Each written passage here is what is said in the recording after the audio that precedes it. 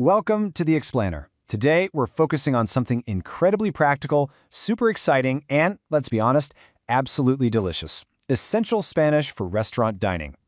Whether you're dreaming of ordering vibrant tapas right in the heart of Spain, or maybe mouthwatering tacos from a lively local spot in Mexico, this explainer is designed to give you exactly what you need. By the end of our time together, my goal is to help you order, eat, and pay just like a local. We'll be walking chronologically through a typical restaurant visit.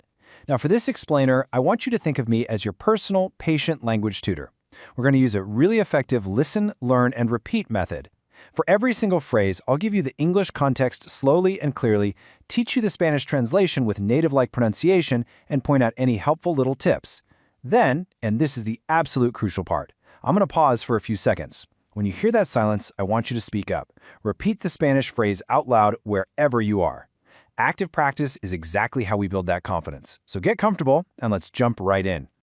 Here is our roadmap for today's lesson. We've got 4 sections. 1. Arriving at the restaurant. 2. Ordering food and drinks. 3. Enjoying your meal. And finally, 4. Paying the bill. All right, Section 1, arriving at the restaurant, walking through the front door. Picture this. You've just walked through the front door of a bustling, beautiful Spanish eatery.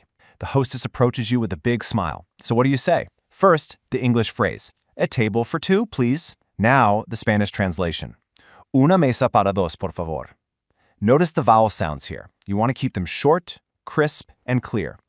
Una mesa para dos, por favor. All right, your turn. Speak up. Fantastic. Next up, a very common question the staff might actually ask you. The English, do you have a reservation? And the Spanish, ¿tiene una reservación? Notice the pronunciation of that R in reservación. Try to give it just a little roll if you can. Reservación. Let's try it together. ¿Tiene una reservación? Go ahead. Great job. Keep that confidence up. They might also ask where you prefer to sit. English, outside or inside. Spanish, afuera o adentro. Pay attention to how smoothly those vowel sounds connect. Afuera o adentro. It flows beautifully. Give it a try. You're sounding like a local already. I love it. Moving right along to Section 2, ordering food and drinks. Looking at the menu. Okay, you're now comfortably seated, taking in the wonderful ambiance of the restaurant. And it's time to get down to business and look at your options. First things first, you need to see what they offer. English, the menu please. Spanish, el menú por favor. Make sure you place a really strong emphasis and accent right there on the U at the very end of menu. El menú por favor. Let's hear you say it. Perfectly done. When you are ready to order, here is your absolute most powerful, versatile phrase. English, I would like. Spanish, me gustaría. Notice the pronunciation of the G here. It's a soft, slightly breathy G, followed by that long E sound at the end. Me gustaría. Your turn. Excellent. You can attach almost any food item right to the end of that phrase. But hey, what if your dining partner orders something that just sounds completely amazing and you want it too?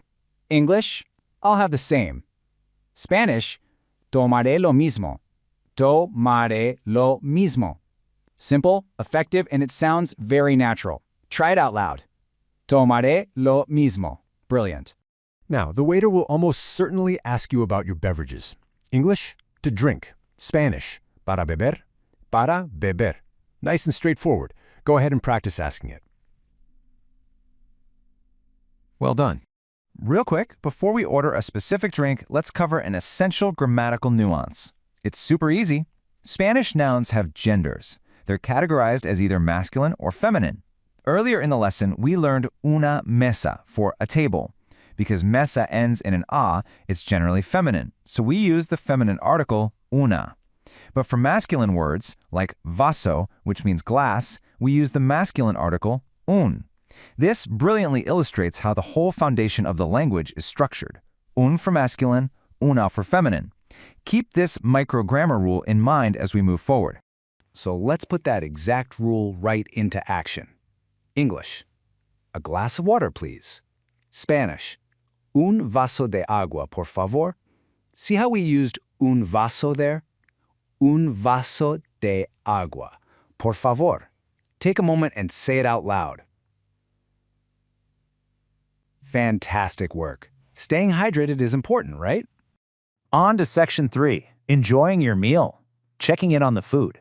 The plates have finally been set down, the aroma filling the air is absolutely incredible, and we are ready to dig in. But wait, before you take that very first bite, there is an essential cultural phrase you literally must know. The equivalent of enjoy your meal or bon appetit is buen provecho. Buen provecho. Saying this to your table or even politely to neighboring tables as you pass by is a massive sign of respect and local etiquette in Hispanic cultures. Let's practice saying it beautifully. Buen provecho. Buen provecho. Excellent. Respect for the culture. Mid-meal, the waiter will likely check in on your table. English, is everything okay? Spanish, todo está bien? Listen really closely to that upward questioning intonation at the end of the phrase. Todo está bien? Try to mimic that exact melody. Todo está bien? Todo está bien? Spot on. And how do you respond when the food is just out of this world amazing?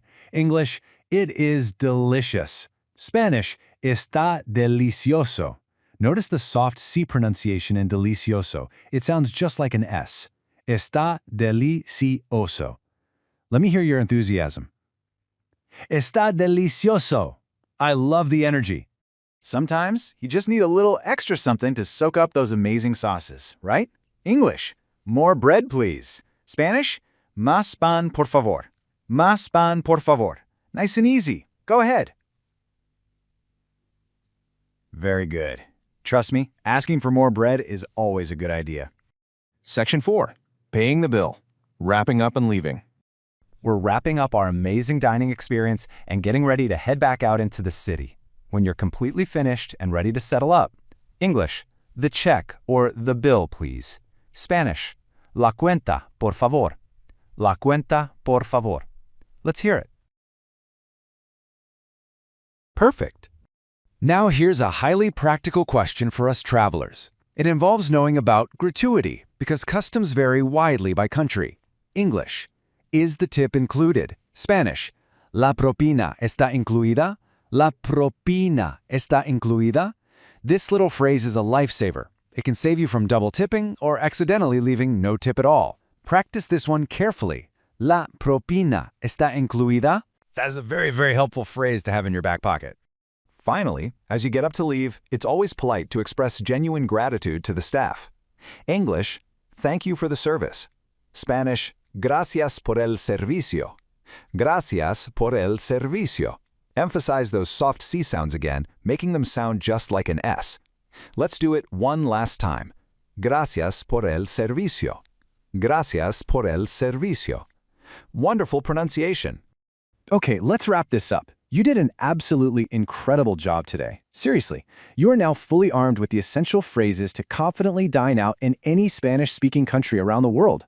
Before we go, I want to leave you with this funnel, provocative question to think about. ¿Qué vas a pedir? What are you going to order? Don't forget to review and practice these phrases before your next meal. Visualize the restaurant. Use the listen, learn, and repeat method we just did, and speak with real confidence.